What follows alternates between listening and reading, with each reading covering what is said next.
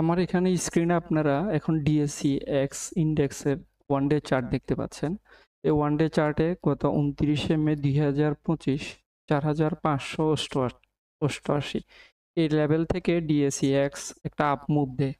DSC x এর এই up মুভটাকে আমি ইলিয়ট ওয়েভের টেকনিক্যাল অ্যানালাইসিস অনুযায়ী যদি অ্যানালাইসিস করি, সেক্ষেত্রে আপনারা দেখতে পাচ্ছেন এটা 0 পয়েন্ট থেকে এটা ওয়েভ 1, ওয়েভ 2, এরপরে এটা ওয়েভ 3, পারফেক্ট একটা ইম্পালস ওয়েভ 3, এরপরে এখানে ওয়েভ 4 এবং এটা ওয়েভ 5।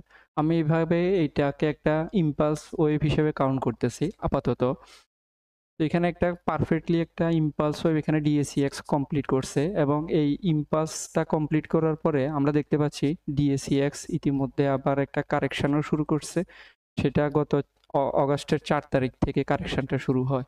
তো এটা হচ্ছে কারেকশন। এখানে যে আপনারা ডাউনটা দেখতে পাচ্ছেন, এই ডাউনটা কারেকশনের প্রাথমিক লেভেল। এই কারেকশনটা আরো অনেক নিচের দিকে ডিপ হবে এবং আরো অনেক সময় নিবে। সেটা আপনাদেরকে আমি সময়ের সাথে সাথে আপডেট করব।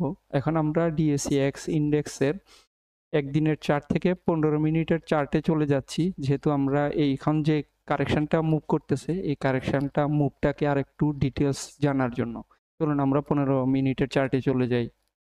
তো আমরা এখন 15 মিনিটের চার্টে চলে আসলাম। দেখেন 15 মিনিট চার্ট এখানে গত অগাস্টের 4 তারিখ থেকে যে ডাউনটা করে, এই ডাউনটাকে যদি আমি আবার ইলিয়ট ওয়েভের কাউন্ট করি, সেক্ষেত্রে এখানে দেখতে পাচ্ছেন এটা হচ্ছে ওয়েভ 1, এখানে ওয়েভ 2, ওয়েভ 3, এখানে ওয়েভ 4 এবং এখানে ওয়েভ 5।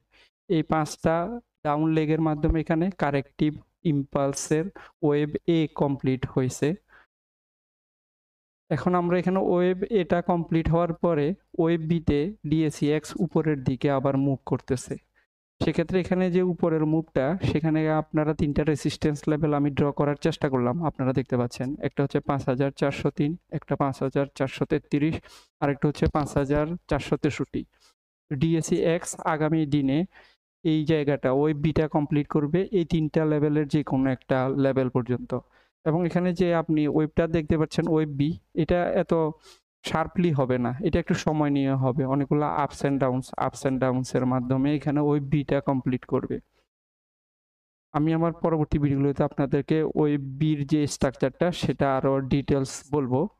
এটা যখন ডেভেলপ করবে, ডেভেলপের সাথে সাথে আমরা দেখতে পাবো, আরো জানতে পারবো যে ওয়েভ বিটা কিভাবে ডেভেলপ করতেছে। সেক্ষেত্রে এখানে আপনারা 2টা ভার্টিক্যাল লাইন দেখতে পাচ্ছেন। এই 2টা ভার্টিক্যাল লাইন হচ্ছে টাইম পিরিয়ড। এখানে যে ওয়েভ এ থেকে ওয়েভ বিটা কমপ্লিট করবে সেটা কতদিন সময় লাগতে পারে। এজন্য আমি এখানে 2টা টাইম পিরিয়ড বাহির করার চেষ্টা করলাম ইলিয়ট ওয়েভ অ্যানালাইসিস অনুযায়ী। একটা হচ্ছে 17ই আগস্ট আর একটা হচ্ছে 19শে আগস্ট।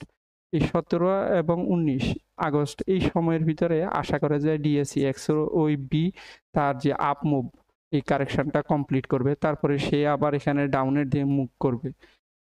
আমি আপনাদেরকে বলবো যাদের হাতে এখন বিভিন্ন কোম্পানির শেয়ার হোল্ডে আছে এবং প্রফিটে আছেন, তারা এখানে ওই বিটা কমপ্লিট হওয়ার পর ওই সময়টাতে যে শেয়ারগুলো প্রফিটে আছে সেখান থেকে কিছু শেয়ার বিক্রি করে আপনাদের প্রফিটটা হোল্ড করতে পারেন। কারণ এখান থেকে মার্কেট আবার নিচের দিকে ডাউন করবে এবং এই ডাউনটা অনেক বড় হবে। তো সেক্ষেত্রে আপনারা এই বিষয়টা খেয়াল রাখবেন। আর সময়ের সাথে সাথে আমি আপনাদেরকে ডিএসইএক্স এর যে এখানে মুভগুলো হবে সেটা আপডেট দেওয়ার চেষ্টা করব। সে পর্যন্ত সবাই সাথে থাকবেন। আপনাদেরকে যে মাল্টিব্যাগার বা ব্লু চিপ কোম্পানিগুলোর কথা বলতেছি, সেই মাল্টিব্যাগার বা ব্লু চিপ কোম্পানির শেয়ারগুলোর ভিতরে একটা শেয়ার হচ্ছে স্ট্যান্ডার্ড সিরামিক ইন্ডাস্ট্রিজ। এটা সিরামিক খাতের একটা কোম্পানি।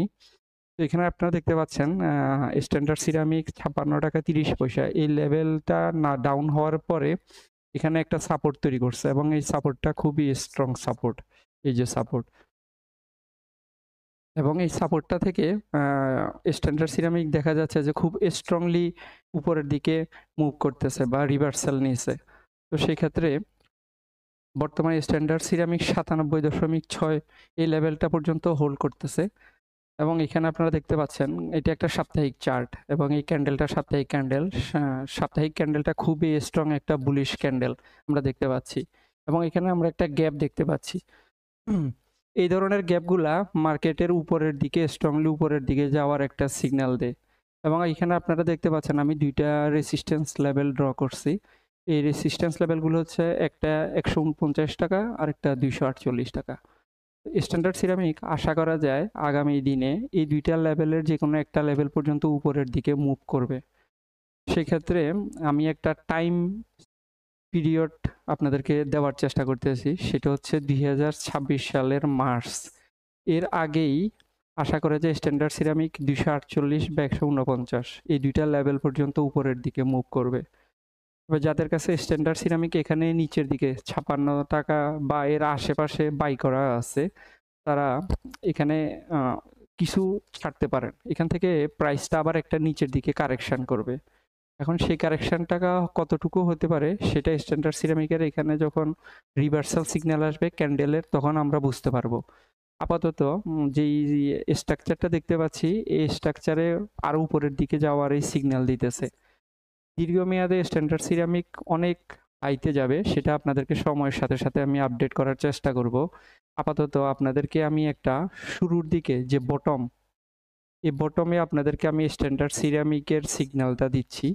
আপনারা স্ট্যান্ডার্ড সিরামিককে দীর্ঘমেয়াদে আপনাদের যে শেয়ারগুলো আপনারা হোল্ড করবেন, এইটাকে স্ট্যান্ডার্ড সিরামিককে আপনারা রাখতে পারেন এবং এখানে আপনারা স্ট্যান্ডার্ড সিরামিক যদি প্রফিটে থাকে কিছু শেয়ার এখানে ছাড়তে পারেন।